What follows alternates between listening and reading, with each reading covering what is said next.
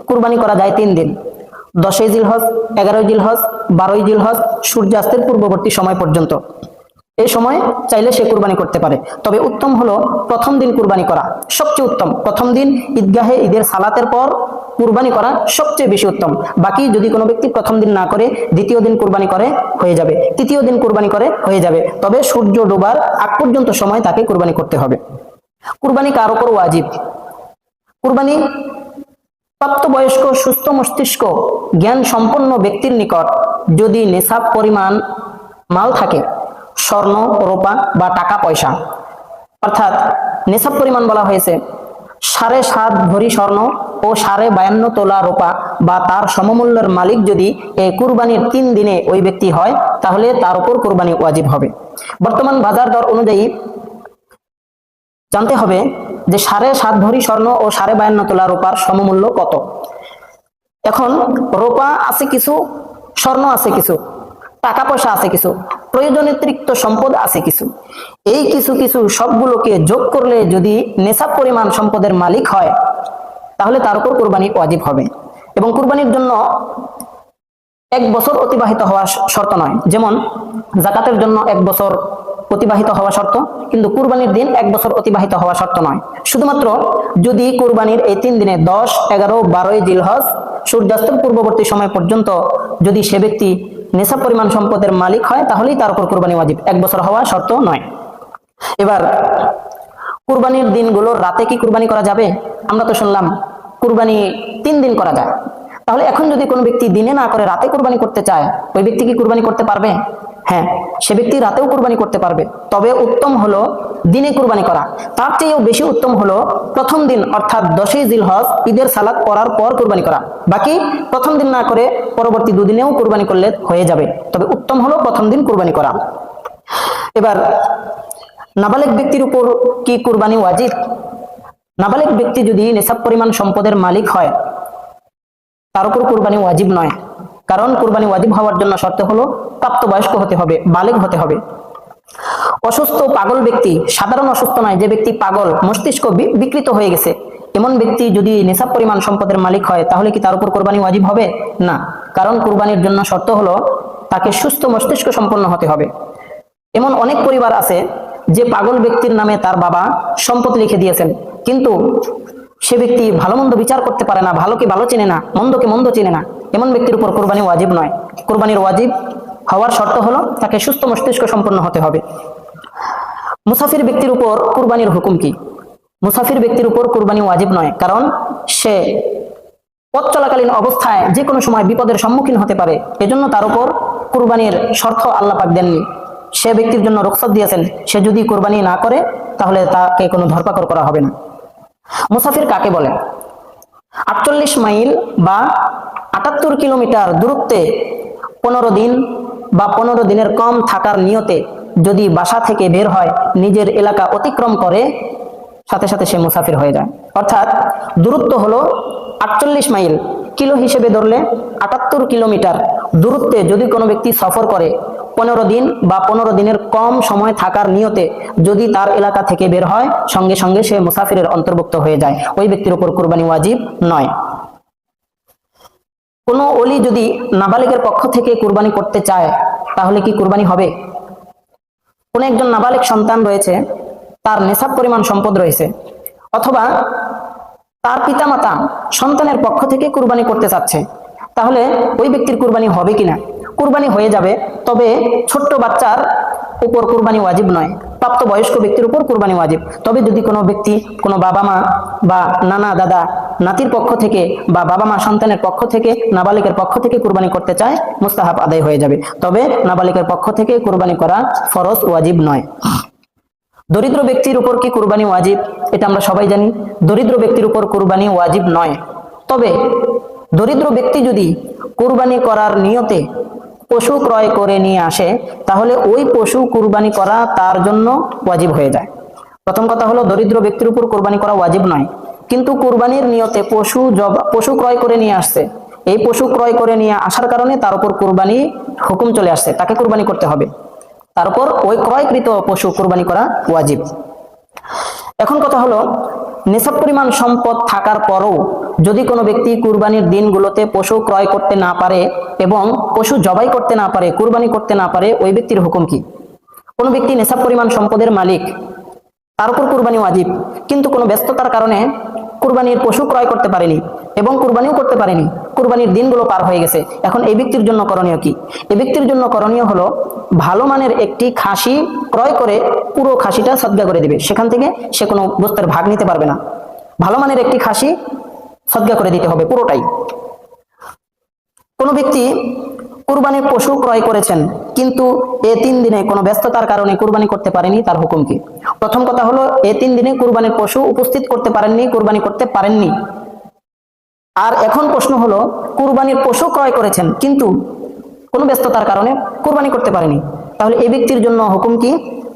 এই ব্যক্তির জন্য হুকুম হলো যেহেতু কুরবানির পশু ক্রয় করেছেন কিন্তু কুরবানি করতে পারেননি, এজন্য সে কুরবানির দিন যদি পার হয়ে যায় পুরো কুরবানির পশুটাকে সদকা করে দিবে, পুরো পশুটাই সদকা করতে হবে, সেখান থেকে সে কোনো উপকার সাধন করতে পারবে না।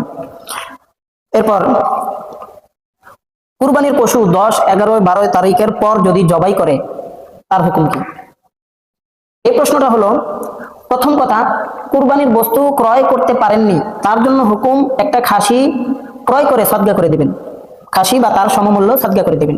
দ্বিতীয় কথা হলো কুরবানির পশু ক্রয় করেছেন কিন্তু ব্যস্ততার কারণে কুরবানি করতে পারেনি, তার জন্য হুকুম ছিল কি? ক্রয়কৃত পুরো পশুটা সদকা করে দিবে। এখন কথা হলো কুরবানির পশু ক্রয় করার পর সেটা জবাই করে ফেলছে, তাও এমন সময় জবাই করেছেন যে সময় কুরবানির দিনগুলো আর নেই, অতিবাহিত হয়ে গেছে। এমন সময় যদি ভুলবশত কোনো ব্যক্তি কুরবানির পশু কোনো ব্যস্ততার কারণে পরবর্তীতে জবাই করে ফেলে, তাহলে সেখান থেকে ওই ব্যক্তি বা তার পরিবার গোস্ত খেতে পারবে না, পুরো পশুর গোস্তগুলো সদকা করে দিবে এবং সদকা করার সময় তাকে গোস্ত মাপতে হবে কত কেজি হয়। উদাহরণস্বরূপ কোনো ব্যক্তি যদি 20,000 টাকা দিয়ে একটি কুরবানির পশু ক্রয় করে, এই কুরবানির পশু যদি কুরবানির দিন অতিবাহিত হওয়ার পর জবাই করে, তাহলে ওই গোস্ত মেপে তারপর সদকা করতে হবে। কারণ গোস্ত মেপে যদি দেখে 18,000 টাকা দাম আসছে, তাকে বাকি 2,000 টাকা ভরে 20,000 টাকা মিল করে তাকে সদকা করতে হবে, কারণ সে ব্যক্তি কুরবানির জন্য 20,000 টাকা সিলেক্ট করেছিল। এজন্য তাকে পুরো 20,000 টাকা মেপে, অর্থাৎ পুরো 20,000 টাকার গোস্ত বন্টন করে দিতে হবে, সে নিজের জন্য কোনো কিছু খেতে পারবে না। ঈদের সালাতের পূর্বে কুরবানি করা যাবে কি না? যে এলাকায় জুমা বা ঈদের সালাত হয় না, এমন অনেক জায়গা আছে যে এলাকা পাহাড় বন জঙ্গলে কিছু মানুষ বাস করে, বা এমন পল্লী এলাকাও থাকতে পারে যেখানে জুমার সালাত হয় না, ঈদের সালাত হয় না।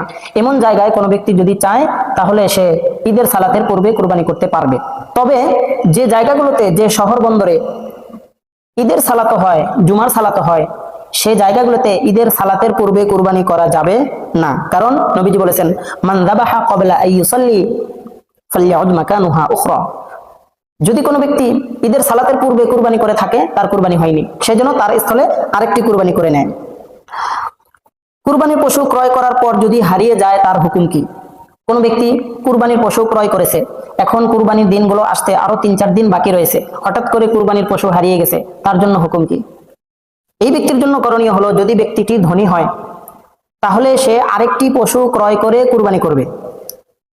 আর যদি দেখে ধনী ব্যক্তি প্রথম পশু হারানোর পর সে দ্বিতীয় পশু ক্রয় করেছেন, দ্বিতীয় পশু ক্রয় করার পর সে দেখতে পেল প্রথম পশুটাও ফিরে আসছে, তাহলে ওই ব্যক্তির ইখতিয়ার দেওয়া হয়েছে যে প্রথম পশু যেটা ফিরে আসছে, পরবর্তী পশু যেটা ক্রয় করেছে কুরবানির জন্য, দুটোর মধ্য থেকে যে কোনো একটি কুরবানি করলেই হয়ে যাবে, দুটোর মধ্যে থেকে যে কোনো একটি কুরবানি করলেই হয়ে যাবে।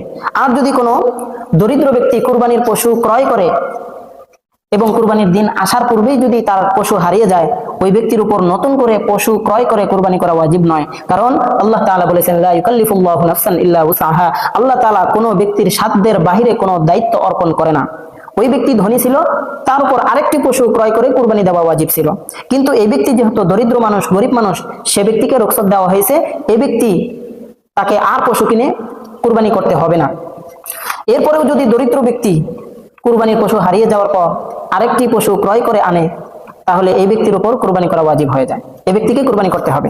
এখন মাসআলা হলো, দরিদ্র ব্যক্তি যেহেতু পরবর্তীতে কুরবানির পশু ক্রয় করে নিয়ে আসলো, এই কুরবানির পশু ক্রয় করার পর যদি প্রথম পশু ফিরে আসে, এখন ওই ব্যক্তির পশু হয়ে গেল 2টা, ধনী ব্যক্তির মতো। তাহলে এই গরিব ব্যক্তির কোনো রুখসত নেই।